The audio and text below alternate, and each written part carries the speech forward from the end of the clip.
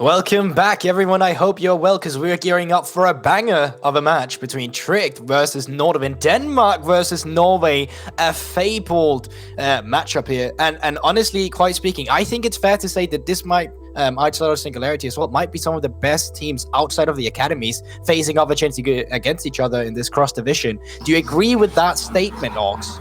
I think you're spitting facts. I think Tricked and Nordavind have obviously had a couple of losses. Well, I mean, Tricked had one.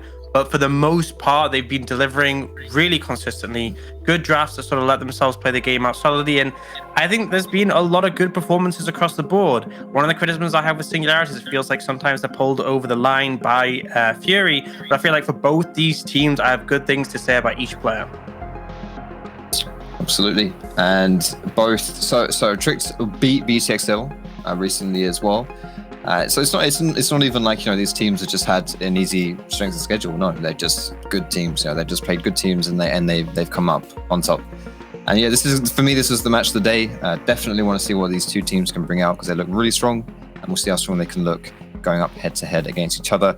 The bans go rolling through quick and fast here. A lot of enchanter bans here from the side of Nordavind. We've kind of had this dynamic all day where one team bans the skirmishers and the other team just bans like all the enchanters, like the Karma Lulu and then something else. So kind of seen that develop consistently. Akali, I am so glad to see that banned, because that champion is just ridiculously overtuned at the moment. So, maybe have a bit of a balanced game, but we do see the Lee Sin being hovered. I like this as a first pick for Tricked. Obviously, it's a flex, but it's also a bit of a speciality for Taxa in the jungle. So Orcs, last time you talked about how we should kind of put our attention into the jungle, because jungle diff, and then onto mid, because jungle diff is mid diff. Is that going to be the case again in this matchup, when there's still AD carries to play for, like Crispberg and then Voxner? I honestly feel like the big ones to focus on here is the mid and AD. I think Paulson and Eriksson have both been really stellar and can be standout players. And I think Crispberg and Voxner are two incredibly strong AD carries. And if either of them get resources, they'll really be able to take over the game. And obviously, with AD carries in particular, it often depends on the team to set them up for success. So it will be critical to have some strong early skirmishes to get them to that point, which is why I like seeing things like the Volley Bear, the Lee, and the Xin Zhao come out already. I'm curious here as well whether we see an Ez pickup for Tricked, because I think with that Thresh lock-in for Nordavind, you can set up for that Varus or one of those more like runnable AD carries. And if you don't pick the Ez here, then you're going to get pinched. There's a good chance at least that Nordavind would pick up something like that Varus or whatever it is. And so there goes the Ezreal lock-in. We'll see what Crispberg decides to go for. Obviously, well known for his Kai'Sa. 7 games, 5 games played on that champion. But with Thresh, you can really ponder with anything. Yeah, some really good analysis predicting that pick there. And whoa, okay. We actually just had a chat with Gooby before the game started, how Jinx fit in this meta, and talked about it's a champion with no agency for herself. She's kind of reliant on playing with the support, so it is paired up with a Thresh here. But Orcs, you're making a face that does not seem happy about this. What are your thought process right now? I kind of understand. Like, I felt like the sort of picks that come out there would be these big hyperscalers like the Jinx and the Aphelios to go on the Ezreal. And historically, that's been something you can do. You have the Thresh as a safety net, but I just think Ezreal is so overtuned right now. He doesn't really fall off with his current build. Super strong in the mid game, and it's like the only way you're really going to punish his Ezreal is in the laning phase. I feel like if you'd taken something like the Varus, you would have a much bigger opportunity to do so. Crush him in lane, maintain that advantage, and Varus still scales well in his current form. Obviously not quite as good in the late game as Jinx, but I don't know. I don't necessarily agree with it. I know they want to put the eggs in the Crispberg basket, but I think they're giving over too much early mid-game power to Tricked. And I want to see as well from Nordavind. Like you've got the makings of a good front to back here whenever you draft Jinx, but you need some stronger lane prio in your solo lanes, because whenever you have Xin, if you don't draft prio, you're just wasting the pick.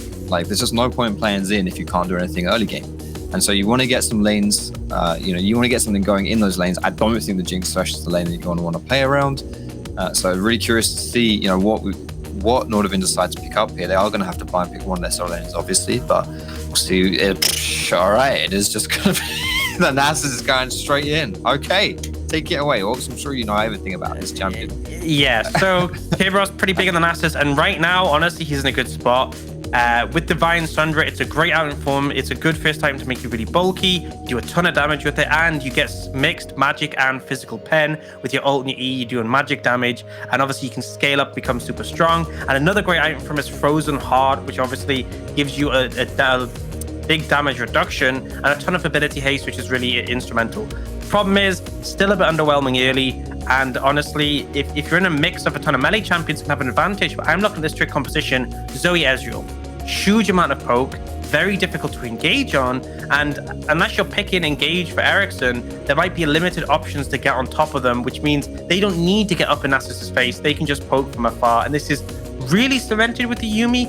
I don't necessarily agree with this. I prefer having a support with more agency, but it definitely cements that keep at a distance play style. And they are just looking to outrange Nordavind. So what are we looking for Nordavind now? Because it seems like they throw in a kind of kite back composition, but you have the Nasus that can go in as well. What are we expecting to come out here? It is going to be the blank. Now, boys, I will have one of you break down each team composition. So who wants dibs? I'll let you choose. I'll go for Nordavind then, because I think, you know, the Nasus is always exciting to see, and this is a lane that you just need to leave alone. You know, like, it's got decent ganks set up with the Wither, with someone like Xin, but I just don't think you're going to look to play into Nasus into Lee Sin. I just don't think that's a thing. And the Blanc Xin is legendary at this point right now in the meta. It's such a strong combo, great, varied damage profiles, easy setup from the Blanc as well. I think, you know, if you can play through mid in that early game, you know, you can get that snowballing, and then from that, transition into the Jinx Nasus show as the game goes on, and hopefully Nasus can be big enough to block all that poke from Tricked. For Tricked, you got Prio in the mid lane and the top lane. The attacks they're going to look to utilize to get some advantages. You do have to be a little bit cautious about your bot lane being punished, as they are vulnerable to dives. But once you get rolling, those 1 and 2 item spikes are really strong for the team. You can keep the enemy at bay, you can poke them down, and then you only look to engage when they're already low on HP. You've taken a member out. This composition should spike really hard at that point, and they won't really have to deal with Jinx or Nasus when they're at the strongest if they keep the momentum going from there. Well, there you have it. We broke down the 2-team composition. It is going to be Denmark versus Norway, Trick versus Nordavind, and 2 unbiased, handsome UK casters to take it through the game. Jamada, Viperune. You know, it was. I love Gorborg, man. He's such a cutie. I don't know how I'm meant to transition off of that hand. Go on. I'm not. Do you want me to take the raids? Nah. Okay, no. We're gonna air some grievances right now. Okay. Okay. So, right. Sure. 2019, set the scene. Young, fresh-faced Viperune is working as an observer in the UK scene, and when you're an observer, something that you must know is difficult is when people just don't want to group with their teams and want to cause mischief off screen because you miss stuff and then people spam TTORs in chat. Do you know the prime culprit of this? Zoe, isn't it? No, it's this Mr. Kerberos up on the top side for Nordavind. And do you know one of his champions that he loved? He loved not interacting with anyone else on. Nasus? Yeah, it was Nasus, Joanna. So I'm going to keep that hatred deep down inside me while we get into this game. But these 2 team compositions, look at all that poke from Trick, man. Yeah, I think there's a lot of pros and cons to both of these team compositions, though. I think if Tricked can get to that point where it's like, you know, then Voxnay's got Divine Sunder and the Muramana, Lucky, I imagine on the Yuumi would still go Moonstone, though I guess she really is also like still kind of a stronger item. I guess we'll have to keep track of what Lucky does in terms of build path.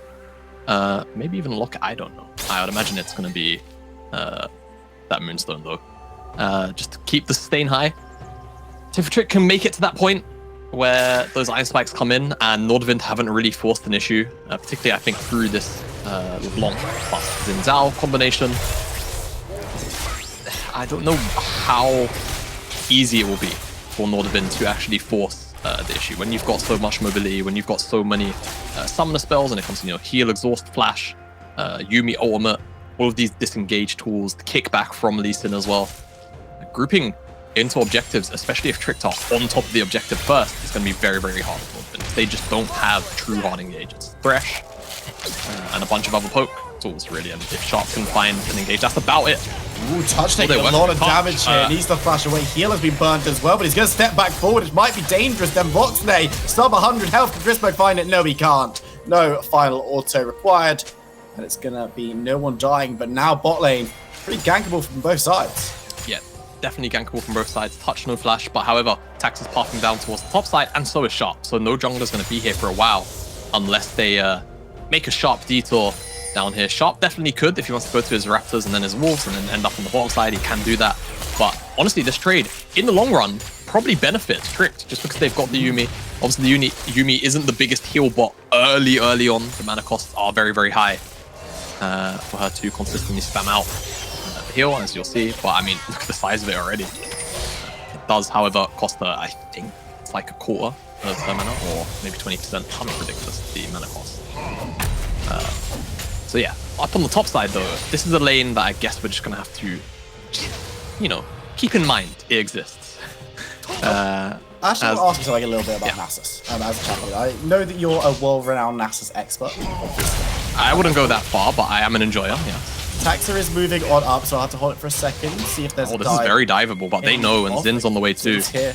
Yeah, you're exactly right. First blood goes down bot lane though, as we're moving into that top side. Taxa angry not to be able to pick up the first one. He's going to be forced back away. Madly has Dome on for it. It's 2v2. Kerberos comes on, webs come in, but Ericsson can, and there's the kill. It will be exchanged, but I think Lee goes down for the 2-1. Yes, he does. It's a double for Ericsson off the TP play. Yeah, Ericsson gets 2 kills there. Double buffs as well on the bottom side. Somehow the 2v2 goes in favor of Tricked. It must have just been a play or just a wild hook, I think, onto Lucky. Would be my best guess. But Trick, they tried to get aggressive on this top side. They get a really nice trade. The wave is pushing in. You know, Kerberos, he's a no-flash champion, so they think, hey, maybe we can get something going. But Sharp didn't actually path back down to the bottom side. He stayed up on the top side, did his top camps, missed out on the Wolf camp, and he was still here in the area to make that work. And the vision allows him to have that information at hand to come and respond. Ericsson teleports too. It's just too much. Well, then still with Taxa, I'm not even going to get... Oh! There's no smite. Flash away from Sharp, who picked it up. It was Sharp who managed to get it, so very, very close. As Madly considering getting involved, but with Kerberos there, it's going to be difficult. You can see Volley repathing up. Taxa doesn't want to leave his top laner 2v1 for too long. Make a play. Yeah, I mean, no flash on either of these members here. If they can find the CC, it's good. Sharp taking so much damage, doesn't need that much CC, as he just explodes, Madly picking up the kill in this one. Yeah, I was worried for a second because Madly missed out on the Sonic Wave that maybe they wouldn't have the damage to burst down Sharp, but then I remember that this Volley Bear deals so much burst damage in the early game, and the Lee Sin E's are pretty obnoxious. That was a great sneaky Trouble Bubble, by the way. Great reactions, but Ericsson got D-Pots and the double buff still, so it's going to tick him up a bit. And now with this lead in the top side, Madly might be able to actually bully Curb out a little bit as he misses the Tempest, but that's okay. And the Sonic Wave. All right, Madly, that's fine. Fancy shoes. At your own pace. I'm the bot lane. Jinx picking up that first blood in this matchup. It doesn't seem like a matchup where Jinx would necessarily have the agency to do that. I know Gulberg talked a little bit about the lack of agency on this champ. Yeah, it's one of those things where even though Jinx doesn't have agency, I think Ezreal might be one of the few champs that kind of has less, depending on the matchup. So I often honestly see Jinx as a response to Ezreal. Sharp doesn't. Okay, that was pretty smart. Dragon just formed up, and he's actually just no. I mean, he's got the priority for both his lanes here. So Tax is gonna spot it out, but there's no real way for Tax to contest it. So nice and easy for Nordavind to pick up this early mountain. But yeah, Jinx often a response I find into Ezreal, just because I mean Ezreal doesn't really fall off in this meta typically or historically. It feels like Ezreal's kind of been like a mid-game spike champion, and then yes, he still does pretty obnoxious damage in the early game. I think Madly's looking for him. Yeah, so much damage. Pub doesn't have ultimate yet, and actually Madly flashed away. Will it be enough? No, it won't. Even with the shield, as it's exchanged, and Kerberos gets the shutdown as well. Yeah, I mean, not terrible. He tried to abuse the fact that he had the level lead there so that Kerb didn't have access to the ultimate to gain some of that HP. I think a little bit mis-executed there. Didn't have the Sonic Wave straight away. I think if he could burst him immediately in one quick combo, he could have very easily made it out with Warthog or something like that on top of the flash, but still makes Kerb miss the wave. It's also going to bounce back into Madly, so it's going to put him in a position where he's going to overextend a little bit, and if Taxa halves up to the top side, it certainly can be tricky for him to play that one out. But yeah, objective picked up from Nordavind on the bottom side though, so they're not feeling too, upset about it. It is Madly with all 3 of Trick's kills at the moment, which it's not the best, but it's also not the worst. I think Lee can get a lot of work done in a game like this, but there are a lot of field tools to sort of stop him from just bursting down Chris Berg. Ericsson's got a lot of mobility in his own right too, so it'll be hard for him to, you know, bully some of the true damage dealers. But nonetheless, Madly has had some pretty fantastic teamfight performances on this Lee Sin over the course of the split, so that's where I'll be keeping my eyes on him for. Sonic Wave connects, you can honestly bully him off this wall of Taxa in the area. Tax coming through the curb in a lot of trouble. All on his own, has the ultimate this time, and is nowhere near his tower. Tries to stumble, but there's just no support anywhere around. He goes down once again. Madly, still 100% kills. Yep, absolutely. 100% kills, and it's kind of what I feel like Trick needs to be doing at the moment. It's hard to play around an Ezreal Yuumi into a lane that has a thresh in it. At the end of the day, Zoe LeBlanc very volatile as Sharp. Caught out here, you know, but he's got support from Ericsson. Paulson trying to get away. The chains will miss as Zoe moving around. Doesn't want to take too much damage. Will take a little bit on the end there, but Ericsson doesn't have the AP required in the bot side. A little bit of trading going on, but it's all action right now.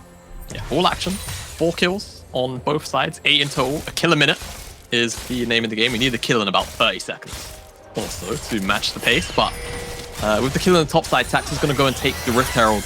And should, I would imagine, probably drop it on the top side, though. Curb, okay, I thought Curb was about to get collapsed on again, but luckily his positioning allows him to see where Tax is approaching from now. Speaking of getting collapsed on, touch coming down as well. It's going to be a 4v3 when the teleport lands. Crispo taking a decent amount of damage. Chopper's going to dive in under tower. He's exhausted, takes the lantern out. One more tower shot, but it's not going to matter as Ericsson dodges away from the Lee Sin. And yep, with a couple more resources burnt, but no one goes down this time around. Yep.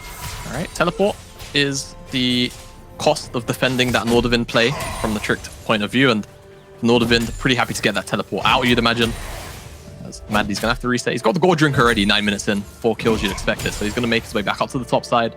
And I think, honestly, Tricked at the moment, it's the only place they can just truly abuse. There's no flash on this Nasus. Curb has been playing relatively disrespectfully.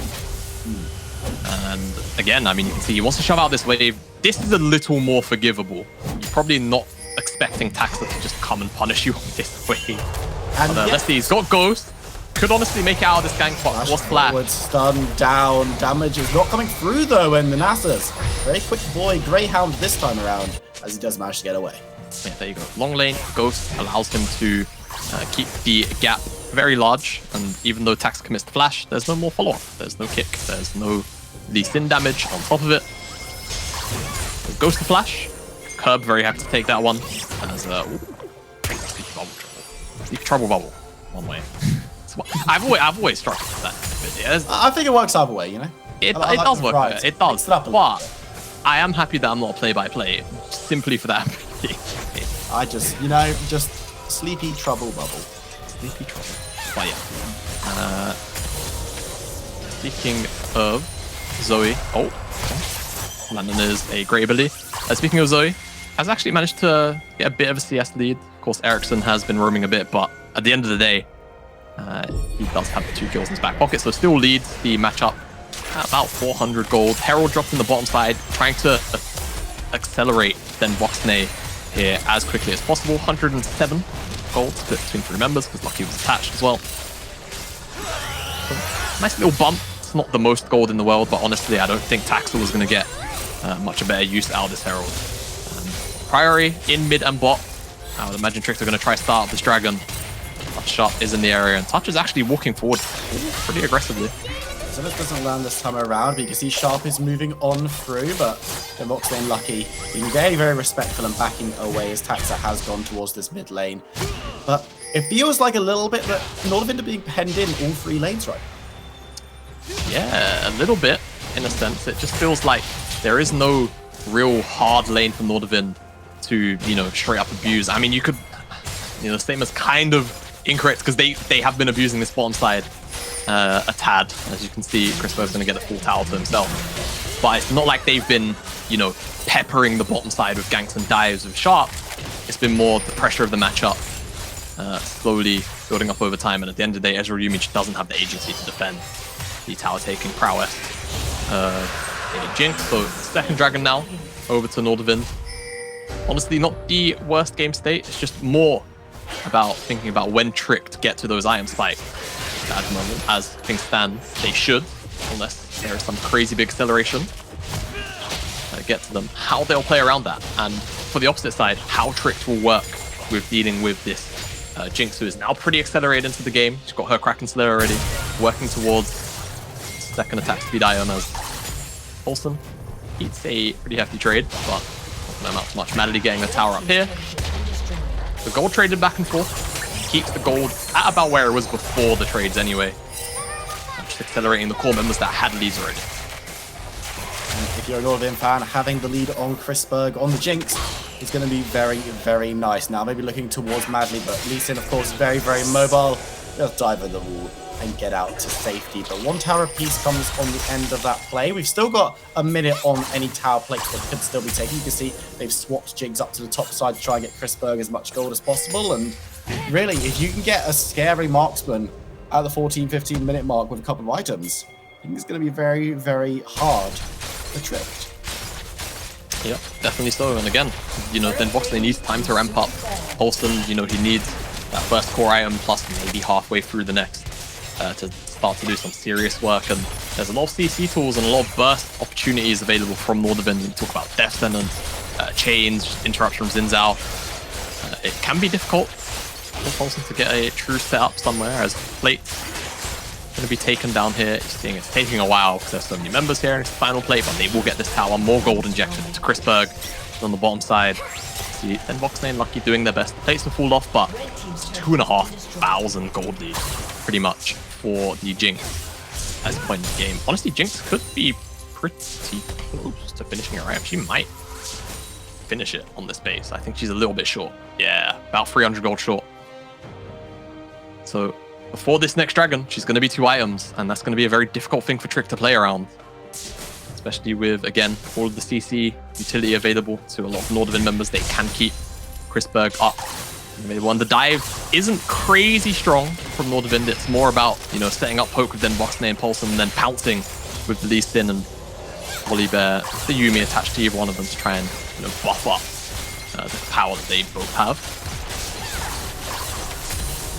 Chrisberg's kind of just been walking around taking towers one by one. It's just on demolition duty. Just go across the map, taking down as much as possible. The mid outer tower is the last one standing of the outers, and you really want to be able to break that one open to open up the map, allow Nordavind to get into the jungle, get that deeper vision, and contest Dragon and the Rift Herald. Second Rift Herald's on the map. No one's made a true, real play for it just yet. A couple of tentative steps, but nothing concrete at this point. And right now, gold is dead even, as you say. Now, Trick to move towards it. Have started it up on a reset timer for Nordavind, so should be able to take this one pretty handily. But things are going very nicely for Chrisberg right now. But for Kerberos in that top side, now on the bot lane. That's what I wanted to ask. Assuming we don't have anything going on here, can we get a quick stack check? Because, you know, NASA stacks are important. And at the end of the day, he could very easily be at like 250 right now. He's been relatively unchecked for the last 5 minutes. Look at that gold difference though. What's he got? Yeah, 237, so pretty close to that 250 mark already. The time goes on. If I recall it correctly, I don't think he gets any like crazy bonuses, just the stacking damage. I know. I think it's just the stacking. It's not like when he goes into Ulma, I was thinking about the he gets additional range when he's in Ulma, which I know they changed a while ago. I felt like there was also another bonus to getting loads of stacks. Oh yeah, the Withercast range. That's right. Withercast range, I think it's every 50 stacks. You might have to hover over the Wither ability. Or maybe it's passive. I don't know. It's going to be one of the two. But either way, Wither range increases with every certain amount of stats. Something I should just know, to be honest. I play the champion a bit. But that can start to be an issue, and especially with some of the range on Trick. Being able to sort of long range Wither somebody, and then all of a sudden it can be capitalized on. Very, very powerful for Nordavind to have as Bubble Connect onto Chrisberg. No, Ericsson takes a little bit of poke, and this is what they were talking about on the analyst desk. That is Trickster roster so capable of just laying out poke. They don't want to take a fight 5v5 with full health bars, but Paulson is the one whose health bars going to low. Proves up and taking out. The damage is coming through. Sharp is pushing forward, trying to get onto the volley. They're trying to get onto Lee Sin. Is kicked back, but Chrisberg marauds forward, and now Kerberos is running. He's got Ghost up, tries to catch the Lee Sin, who dives away. Taxa has used the ultimate to get bigger, but Touch looking for the death sentence will not land this time around. But Nordavind might have all they need to turn towards this dragon. Members of Trick are still trying to contest, though the poke is coming thick and fast. Ericsson over the wall, defending his team, making sure there's no opportunity for Trick to come at this angle. Death sentence once again goes short, but the dragon is secured. Now can they chase? Now can they take members of Trick out on the way out? Nice ultimate from Yumi will slow them down, make them take a different path. But Kerberos is so low, he will survive even with the ultimate going through him because of those shields. And now Nordavind find their way out for a second. Kerb gets poked out, and now the rest of the team will mourn their top laner madly. Going to be taken with the chains, tries to dive away, will be able to do so as Taxa moves forward. Can he get the stun? Yes, he can. Onto Chrisberg, huge target, but the lantern is used. Sharp will be able to step away as well. Death sentence this time around will not land. Touch gets taken so low, but will not fall down. Nordavind, it's a 1-for-1 trade at the end of the day, but they do manage to get the dragon. Yeah, the dragon, the important thing. That pressure, especially into a poke comp. Ocean Soul, pretty oppressive into that stuff. I feel like Ocean Soul, its perceived strength has definitely teetered off overall from the community and analysts and all the like. But honestly, into the poke of Den Voxnay, Paulson, yes, it is kind of bursty. Den Voxnay, he's fine. Oh, he might not be fine. He is fine. Ericsson with the chain. That's the dive away. There's the okay, very scary. Picture stuff. I know we've got the replay going at the same time. Fortunately, Deadbox, they did not drop the exhaust as well. But yeah, you can see Trick for retreat. They lose Paulson. Just great play, all in all, from Ericsson on the opposite side. Death sentence just about grazes Deadbox as honestly, Trick just end up on the wrong side of the map in the retreat as all the shields keep Kerberos alive, and then instead of actually just dipping out of this fight, they say, you know what? We want the big dog. We've got him. It's lucky that picks up the kill. It's going to be Shirelia's. That's the support item of choice. Of course, still just considered a stronger item than Moonstone. Rest in peace, the item. No one really misses it. 279 stacks now. So let's see how high Kerberos can get these stack numbers as he's farming up the bottom side jungle. This is free. This plus 3. All of the dog preferring goes down. Do you know what? I miss Moonstone. I'm just gonna say it. Okay. Look. But in my defense, I did used to play it on mid lane AP Misfortune.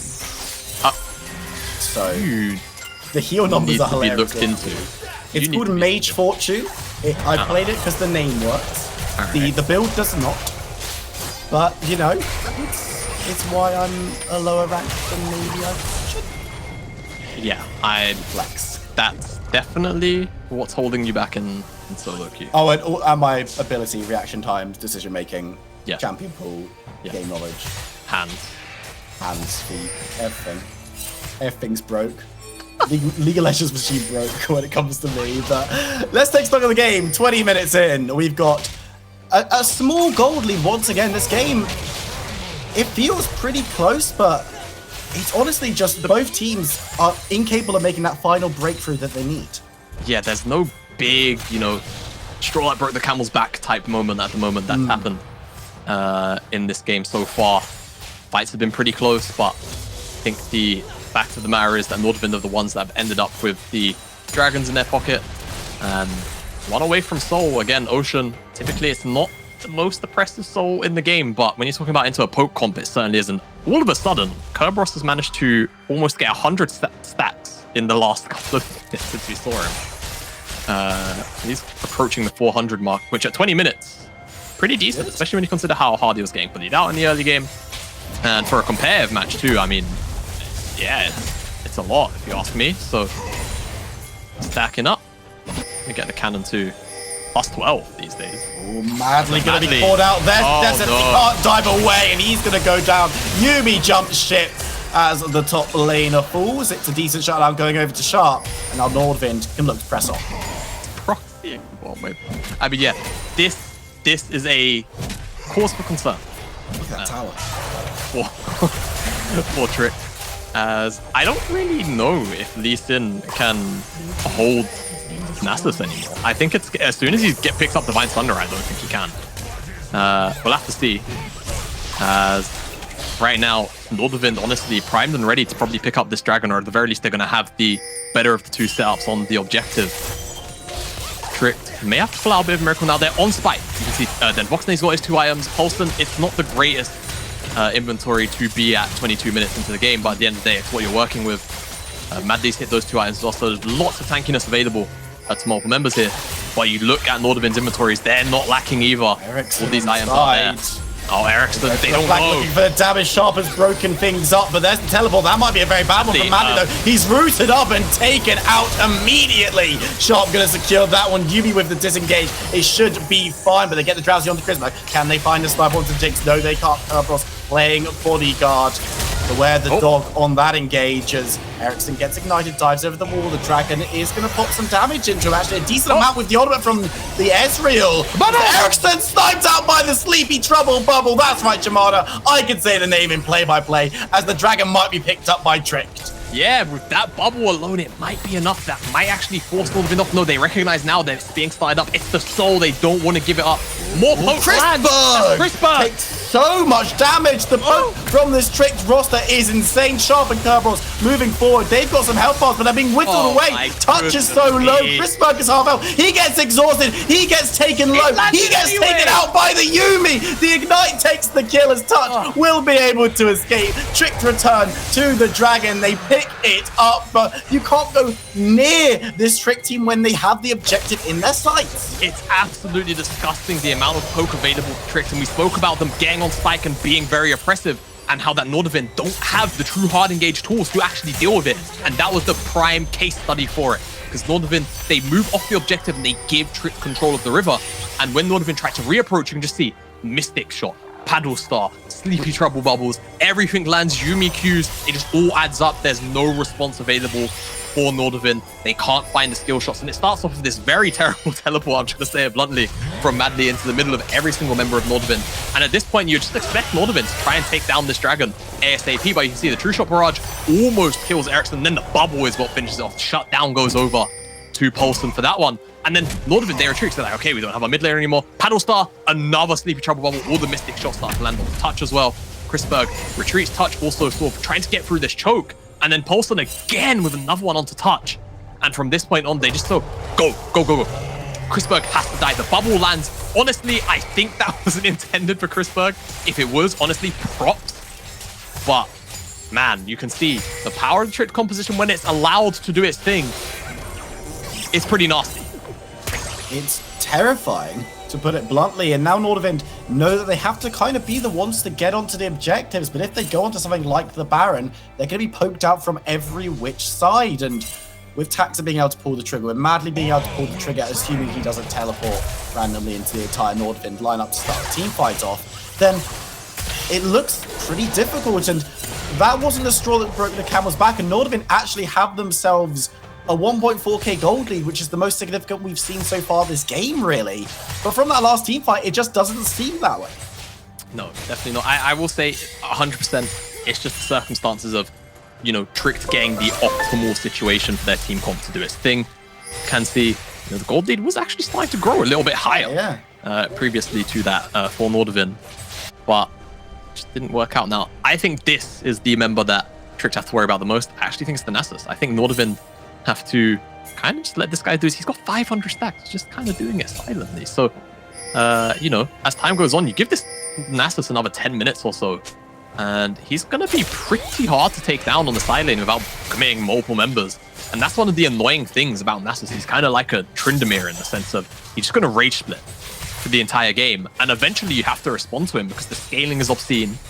Obviously, in Tryndamere's case, he kind of just doesn't die for an extra 5 seconds, which is 5 seconds where he's bonking you over the head with 800 damage crits. But in Nasus's case, he's got all those stacks. It's more like 600 Sheen procs or more in the case of Squishies.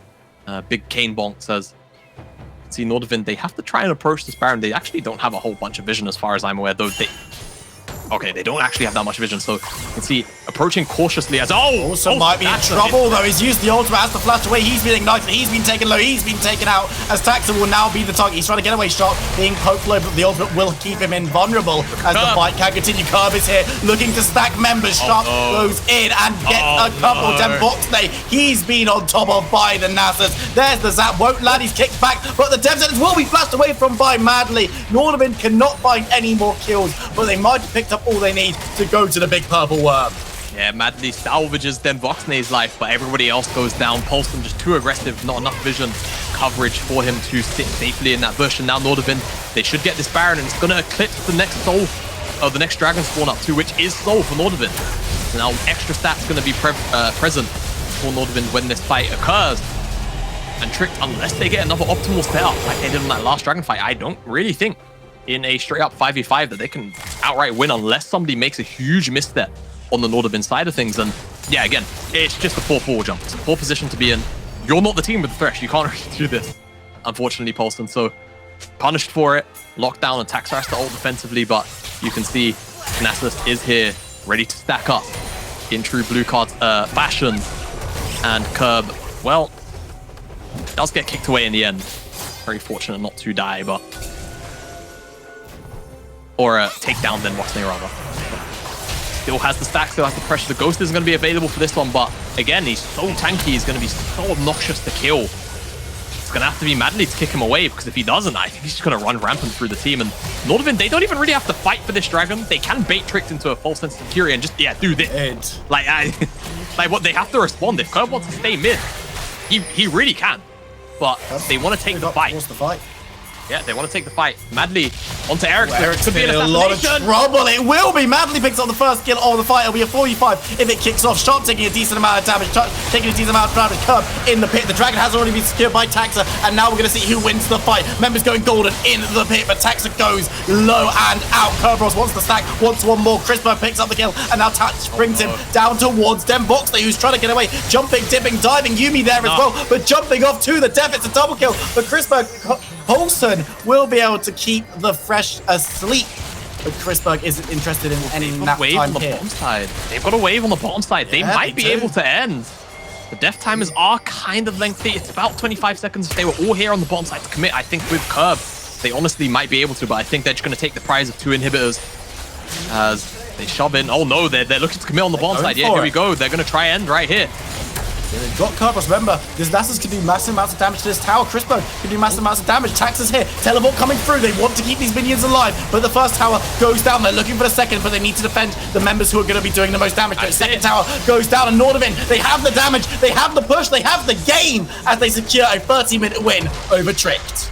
Yeah, honestly, what an exciting game this ended up being. It was a battle of Nordavind being able to lock down some of these poke members and Tricked trying to find situations where they could actually, you know, have the space to allow this Zoe and Ezreal to layer in some poke. And the one time it happened for Tricked, it looked phenomenal and they were actually able to contest Nordavind. But for the most part, I think just, you know, moments before fights, big picks, chunks out from the Trick side, it wasn't enough. And even though Nordavind never ended up actually picking up a dragon or the final dragon to secure Ocean Soul, the pressure of it bringing Tricked consistently into them and sort of baiting Tricked into these team fights, which they were realistically never going to win, because again, it's a poke comp with, you know, soft engage at best from other members to try and pounce and capitalize on that poke, but they just never had that set up. And Nordavind, I think, from sort of top to bottom, felt relatively comfortable.